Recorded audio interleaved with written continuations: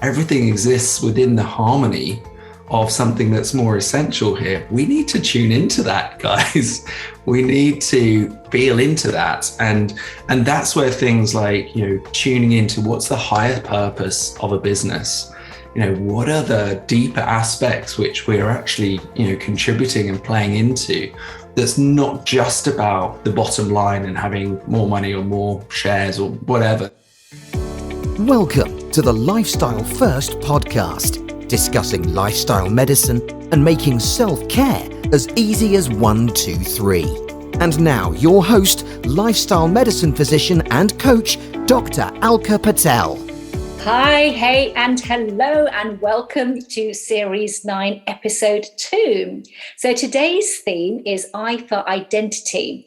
And the one question that we're exploring is, how can I uncover the leader that I am? Now, to help me answer this question this week, I have with me Neil Seligman. Neil is the author of the book Conscious Leadership. He is a mindfulness expert, and he's founder of the Conscious Professional. It's a consultancy through which Neil provides coaching and workshops and keynotes, and he's an incredible speaker. So welcome, Neil. I'm really delighted to be chatting to you today. Thank you so much for having me. It's my pleasure to be here speaking with you, Alka. Oh, amazing. Well, look, we're talking about your favorite topic and a key topic for me as well, which is leadership. Now, I know that there will be many people listening today who will probably naturally identify as leaders, and I guess most commonly by virtue of job roles or career positions. So CEO or manager or business partner lends itself to that role, that identity of leader, doesn't it? But I think there'll also be others who might not automatically use the word leader to describe themselves. And I'm thinking about parents here, because there are commonalities between parenting and leadership. So the first question I probably wanted to kick off with, Neil, is what is your definition of a leader? So that's a great question. Actually, in the introduction to my book, I talk about the fact that we're all leaders. Every single person, at least within my definition, is a leader, because it is the human being's job to lead themselves through the narrative of their life. So it's not just about, how many people report into us, whether that be our two children that are sort of looking at us and looking for the way to get through life, or whether it's our team of 10 or 10,000 that, we're working with in a business setting. There's this aspect of self-leadership, which is really primary in a life lived well. And so I think leadership is something that we can learn to embrace from whichever part of the journey that we're on. And by doing that, we're really entering into the path of self-development in a way that is going to prepare us to be, the best leader we can be at the different kind of junctures of our life as the chapters unfold. So I have a really wide definition of leadership, and I think it helps us all to think of ourselves as leaders, so that nobody's excluded from that. It's a journey that we're all on. Yeah, that's really interesting. You look at it that way, and that idea of self-leadership, because I think more commonly people think about leadership as something sort of almost external to themselves, don't they? There's the leader and there's the follower, and I'm the leader. But it's really interesting to really think about how can you possibly lead others if you haven't actually started with that self-leadership. So where does that discovery start? How do you start to go on that journey of self-leadership, first of all? Well, I think the path of leadership really is the path of self-development. So, in order to serve others better, and to be someone who others will place their trust in, it really is this important aspect of, how can I uncover the roadblocks within myself that are blocking my potential? And so some people have a lot of appetite for this and some people less so, and it can change throughout a lifetime. But For me, it's been something that I've always just been really enthusiastic about, and so interested in uncovering all of the roadblocks in my body and being. I still take it as my sort of regular practice really is scanning my body and being for constrictions, whether it comes up in my meditation practice, in my interaction with my boyfriend, in my interactions with my colleagues, when I'm working. I'm scanning for like, what are the things that trigger me, that cause me to constrict, that restrict my flow, and what's going on there, and how can I uncover that? And then I have a team of people, my own coach and mentors and people like that I'm like, okay, what's going on here? Like, why is this a blind spot? What's this about?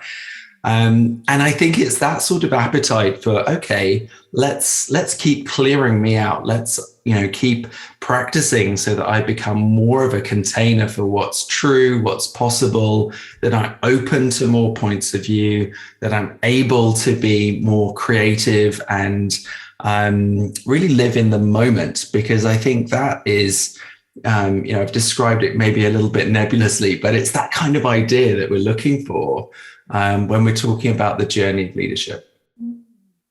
So you use the word conscious leadership. Your book title is Conscious Leadership, isn't it? And I think leadership has gone through so many fashions in a way through decades and centuries, from being the sort of diplomatic leader to the directive leader. But you talk about conscious leadership, and there was a sentence in your book that really struck out for me, which is where you say conscious leadership is not about I say and you do, it's about I welcome and we create. So tell us more about that, Neil.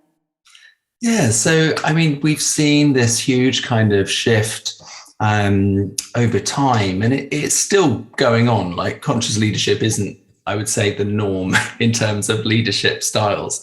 But the shift has generally gone from more of a sort of military command and control type of leadership, where it's like power goes upwards and then the power says what to do downwards.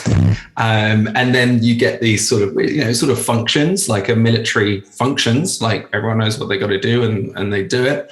But then when you apply those sort of military mindsets to businesses, which is what happened, if you look back through the corporations, they have quite military kind of ways of operating to start with. You start to realize that this model doesn't lead to good feeling within the business. It doesn't lead to inspired colleagues. It doesn't lead to loyalty. It doesn't lead to trust. And I'm not saying that it wouldn't in a military setting. That's not my area of expertise. But we've shifted from more of this command and control type of leadership into conscious leadership, mindful leadership, emotional intelligent leadership. There's all these different words that we're using really to describe the same thing, that we're not just talking now about, the cleverest people are saying what to do. We're looking into, the emotional intelligence of an organization, consciousness, and I call it conscious leadership because it's all about awareness. Can we expand our awareness to embrace what's really happening in a business, in a family, in our own lives, and treat it as a creative process, which is intrinsically linked to the whole.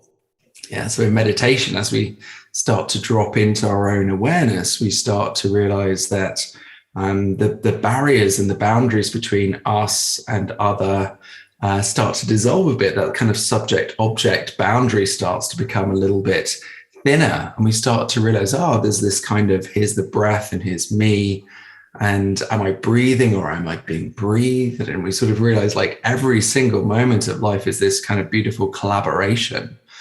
And so as we bring more consciousness and awareness to business and to the way we live our lives and frame our lives, we start to realize that there is this sort of other, deeper, essential hum of life that's going on.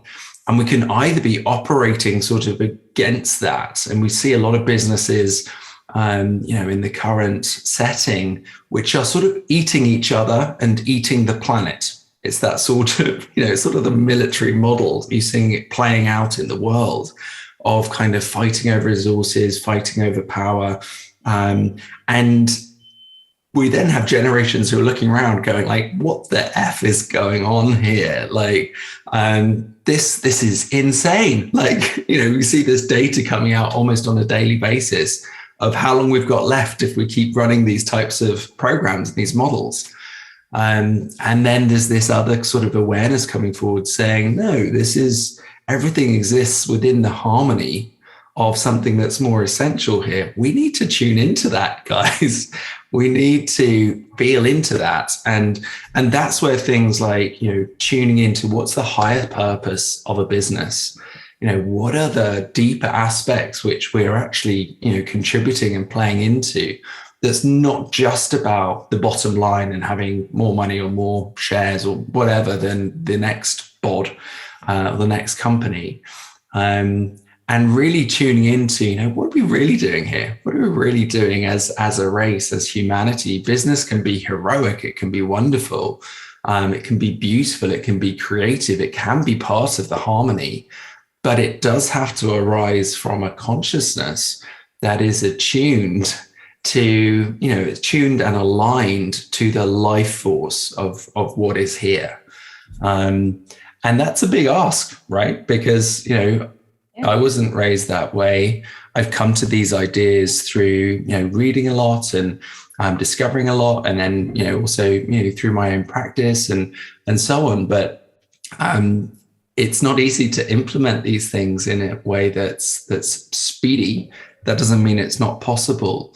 But there's a real kind of acceleration curve that's needed, I think, for us to move more effectively towards conscious leadership and this type of conscious awareness that I'm talking about.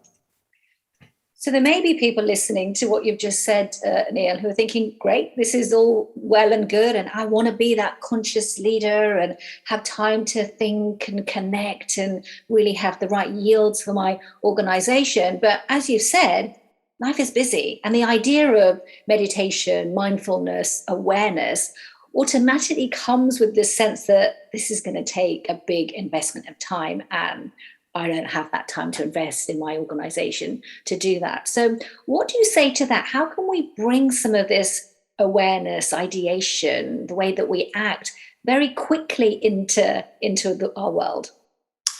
Yeah, great question. So I think, one of the most important foundations for this is mindfulness. And one of the reasons we're seeing such a big kind of swell of interest in mindfulness at the moment over the last decade, is that it's kind of offering us the map into a part of our human experience that many of us were excluded from because we just weren't taught how to safely navigate the inner world of thoughts, emotions, and sensations. It was kind of like, here's how to navigate in your exterior reality and do it really well. And what's inside is kind of like, let's just not talk about that. We don't really know how to deal with that. So forget about that. So mindfulness is kind of like, it's the arrow pointing inwards. Eyes point outwards on the human being. So we tend to see ourselves out in the world, but actually we're over here, we're in here. So mindfulness is the arrow pointing inwards, and it's saying, okay, we do have this world of physiology. We have thoughts that run around in our brains. We have emotions that kind of sometimes feel physical, but also experience mentally. And then all of these sensations that happen through our body and being. And it's like saying, okay, here's mindfulness. This is a map. So you can start looking around in this inner world, start to become a bit more comfortable, confident with it. Start to notice that there are some different kind of layers of your own awareness. There's your kind of thinking reality. There's the awareness of your thinking reality. There is this kind of more connective sense of belonging and being in community that comes when we settle into the appreciation and gratitude of what's here. And as we start doing that, we also sort of get this kind of awakening that there's actually this dynamic process of life happening here, which sometimes we miss out on because we're so functional in the way we go through our day and our lives. And through mindfulness in these simple practices, like, ooh, there's this kind of dynamic living being here, and that's kind of awesome. And And it's through that, I think, that we can start to make some of these more profound discoveries for ourselves. So, I've created an online course called Zen in 10 for busy people to essentially get most of the benefits of the mindfulness-based stress reduction course through just a 15-minute commitment over 10 days. So a lot of my clients are busy professionals, like the idea behind your question. They don't have time to, spend hours every day meditating or, for that. But 15 minutes a day over 10 days can give you everything you need in order to lock in a silent meditation practice. That's really the only aim of the course, is so that you can sit for 10 minutes in silence and know what you're doing as you're meditating. And I think that's a really important foundation for people. There's so many apps which, essentially in a lot of the apps, you're tethering to someone else's thought stream or music or something. And it's lovely and it can be great. And I really support and champion those as well. But I also think it's important to actually develop a meditation practice where you can meditate on your own, and just, to choose, right? I'm going to take 5 minutes and I'm just going to stop. I don't need anything, don't need my phone. Just going to stop. I'm going to check in, work through my practice and just get a sense of myself here. And I think that becomes a really important foundation for communication, for decision making, for ideation, for brainstorming, for leading. And I think this is one of the pieces that people underestimate how much that can give you. Just the idea that you can create some space from yourself and the trust that something new will emerge from that silence. And that's always been kind of, I think, my sort of secret superpower is that, if I'm ever stuck with something, I can go and I just call it, I go and sit on it, and something will emerge. I'm very lucky that I've, had teachers and mentors who've really embedded that in me as the practice. But it's something that I want to share and really get people to notice the power of that through their own experience in their own lives and have real life outcomes from it. Gosh, Neil, you're literally firing off so many questions in my head. Sorry.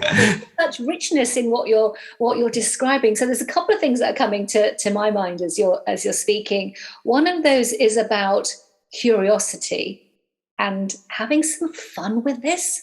Actually, meditation, mindfulness can feel so serious, but the practice of it is actually really not just enlightening, but it puts a smile on your face. There's a real fun element to this discovery, isn't there, that comes from allowing yourself that space. So I just want to make sure that people don't feel this sense of heaviness around it. I love the idea of Zen in 10. It just sounds so bubbly, awakening and, really igniting. And I really want to make sure people recognize that mindfulness is that. It isn't necessarily a serious practice of getting deep. It's actually a lifting practice. And then the second thing is practice, the word practice. You've used that a number of times, haven't you? And again, I'm very conscious as well that it's not easy to empty the mind at all, to allow yourself that space for just trusting is the other word that you've used as well, is to trust yourself that whatever you need will come. So there is something there about that regular practice. It's just like going to the gym, as you mentioned. You need to do these things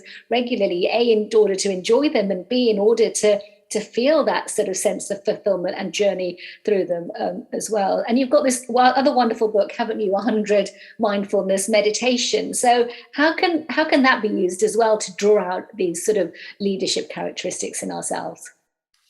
Yeah, so lots of ideas there. The 100 Mindfulness Meditations book was designed really as a recipe book for meditation, because I was getting bored with, there seemed to be like about 10 meditations that people sort of taught or guided.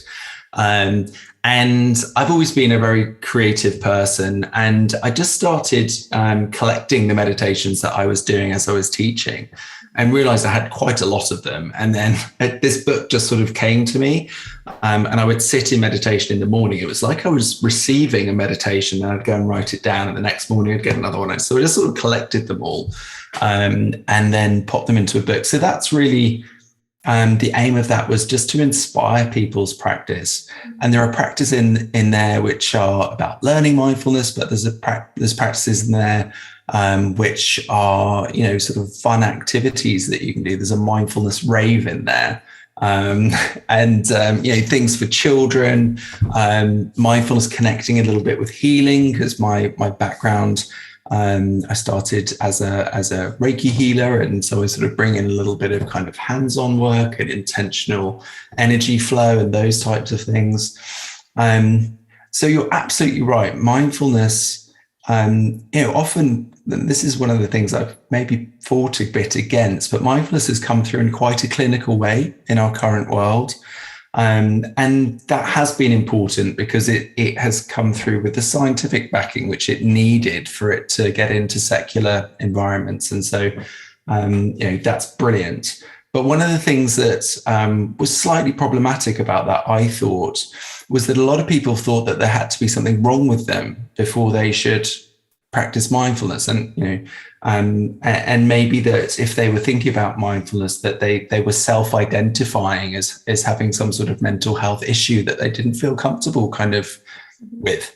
So over the last decade, obviously we've got much better at talking about mental health issues in a much more neutral way. So like people aren't scared about saying, oh, I get anxious sometimes, and sometimes I'm depressed. And, we're kind of better at that. Not brilliant, but we're getting better at that. So that's good. But also mindfulness is something that for me is about the function of the human being. And so it's also about performance. It's about happiness. It's about your general outlook on life. It's about optimism. And so when I teach in corporate environments, often I'm sort of bringing in links between mindfulness and happiness as well, because it's often a bit that we kind of miss out, particularly in a professional world. And to realize that kind of, happiness is a bit of a skill. It's an orientation to the present moment, which for, a lot of us can be a bit of a recalibration. So we have such a terrible negativity bias as human beings, with these brains that kind of fixate on what's wrong and scan for danger. It's a redirect to notice the things that are good, and to look for the things that have made us smile, and just to allow those to reach us. I love the Rick Hansen work about brain being Teflon for the positive and Velcro for the negative, and how can we overcome that? And this sort of self-directed neuroplasticity, where we're really taking one thought and redirecting towards another, requires a level of mindfulness to be seated in the awareness where you're like, oh, here's a thought, it's negative, it's sending me in this direction. And here's me, I can be aware of that and be like, oh, that's interesting, and also go this way. And I think mindfulness really supports that. And, a lot of people, might find that they came to mindfulness for one reason, but then it's given them so much more. And allowing that to happen, that exploration. So no, thank you so much for that. And now, here is your lifestyle first prescription. Your 3 activating actions to take you from knowing to doing. So Neil, let's get to some actions then that listeners can take. I'm always keen to go from knowledge to action. You've given us some incredible background to the work that you do, but I wonder if you can leave us perhaps with 3 actions that can help people to really uncover that conscious leader that is within them. It's within us all, isn't it? So what would you suggest? Brilliant. So the first one is going to be a practice, because I'm always championing practices. I think it's so important.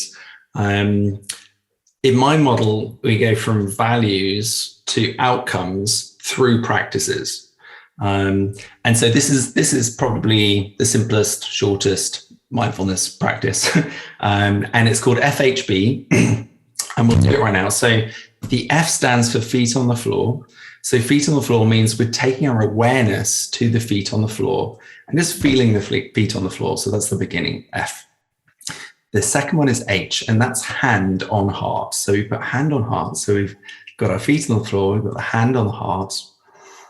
And as soon as you put your hand on the heart as a human being, you realize you're alive. You just can't help but realize you're alive. And there's something pretty magical about that. So just feeling that warmth. And if we don't feel good about putting our hand on our heart, just hold our hand. That's an alternative if we have heart problems or it doesn't make us feel good to put our hand on our heart. And then the B stands for body on breathing. So we've got feet on the floor, hand on heart, and body on breathing. And so it's just about bringing your awareness to the breath and feeling the physical sensations of the breath in the body. So we can do FHB in 10 seconds. You can do it for a minute if you want. If it's feeling good, do it for a couple of minutes. And you can just cycle through feeling the sensations of the feet on the floor, the hands on the heart, and the body on breathing. And it just gives you a little cycle to sort of go through. And if we're doing that when we're feeling a bit anxious or a bit panicky or a bit down, do it for a couple of minutes and see what happens. That's practice number one. Practice number two is gratitude. I know people talk about gratitude all the time, but it really works. It really works. And it's so simple. It's so simple. So, three things at the end of the day or the beginning of the day, as you reflect on your last 24 hours, just write down really specific things that made you smile, that made you feel grateful. Let them be small, let them be specific. And for most people, the experience is as you go through over the course of a week or so, you'll have too many things to write down. You'll have more than three, and that's great, but you can only choose three. But it just allows the mind to do this wonderful shift of scanning for danger to kind of looking out for things to be grateful for, because you've got this list coming up. And the last one is an invitation to take care of your I am statements. So I am statements, and I am statements, can be anything from I am rubbish at public speaking to I'm cold. And, so it's more things where you're like, okay, I have a story about something I'm not good at, can't do, I'm limiting myself in some way. And I always try and invite people when I notice I am statements that are limiting people in a coaching session or I'm working with them, to see if they can either put it into the past tense. So I used to be rubbish at public speaking. I wonder if I'm any good at it now. So sort of release it at least into a potential. Or sometimes we notice that our I am statements are historical, which means they're no longer true. So we just tune into it. Is it still true? If it's not still true, drop that story. One of the most powerful things we can do is take care of our language, take care of the way in which we kind of name the aspects of our own narrative. So FHB, practice, gratitude, and a little review of your I am statements. Oh, love it. I can't tell you how fantastic that is. The FHB, just having done that with you in this moment in itself has just lifted and changed, changed my emotional state in that instant. It really is that powerful. And I love the way that you've previously talked about, there is science behind all of this. And obviously as a medic, I appreciate all of that and the understanding that behind it. And now we're translating it into this beautiful art form, which is with you all the time and you can call upon whenever you need. And particularly like what you've done with the I am statements, Neil. I use them a lot with my clients as well.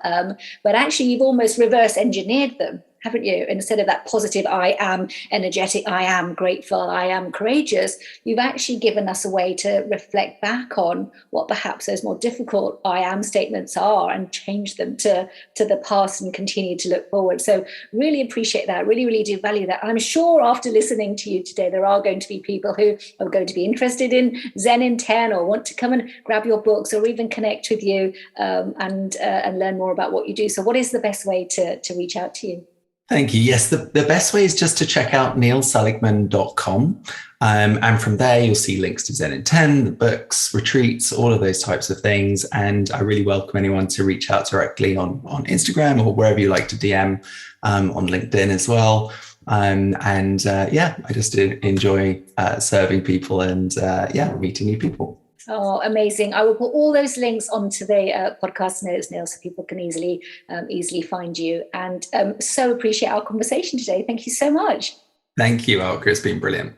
Very welcome. And I wish everyone listening a happy, healthy day. Thanks for joining us on the Lifestyle First podcast. Don't forget to subscribe and share. To learn more, please visit www.dralkapatel.com.